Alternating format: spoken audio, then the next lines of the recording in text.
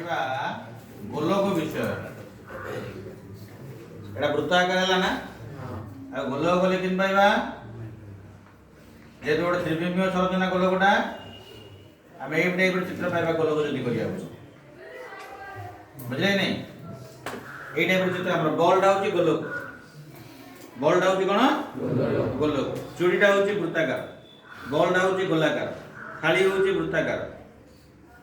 बुझला ना तेणु गोलकटा होची गोटे त्रिविमीय चित्र कि पर चित्र त्रिविमीय चित्र गोलक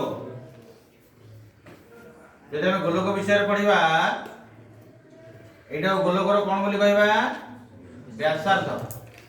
पहले आर केवल वक्रतल रहबो कि नै गोलकर केवल वक्रतल नै रहबो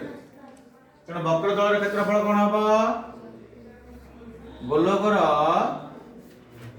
वक्रतलर क्षेत्रफल जोटे कि हमर हबो 4 पाई r स्क्वायर केते 4 पाई r स्क्वायर गोलकर यदि घनफल कथा विचार करिबा गोलकर यदि घनफल कथा विचार करिबा 4/3 पाई r क्यूब हला ठीक सुनदे वर्तमान नबा गोटे अर्ध गोलक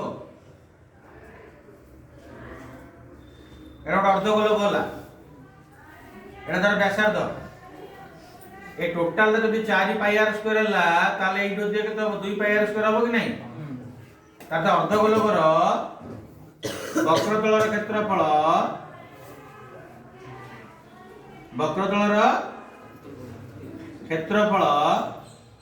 2 पाई r स्क्वायर किंतु यदि समग्र पृष्ठतल नबा ताले ए वक्रतलर क्षेत्रफल प्लस भूमिर क्षेत्रफल हो ना भूमिटा वृत्ताकार क्षेत्र ना तातो 2 पाई r square plus pi r square केते हेला 3 पाई r स्क्वायर हेला अर्थात समग्र पृष्ठतलर क्षेत्रफल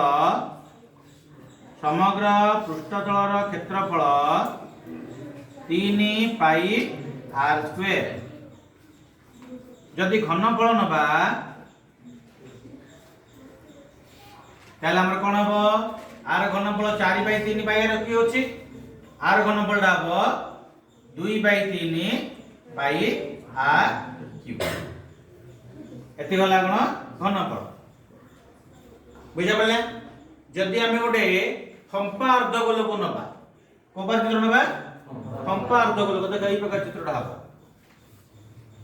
फंपा अर्ध गोलक एटा अर्ध गोलक हला फंपा अर्ध गोलक एटा आर गोटे कोन रहइबो बाहर व्यासार्ध मन कर नेली बड़ आर बाहर व्यासार्ध मन कर नेली बड़ आर भीतर व्यासार्ध मन कर नेली सान आर हला बाहर वक्रतल क्षेत्रफल केते हबो 2 पाई बड़ आर स्क्वायर भीतर वक्रतल केते हबो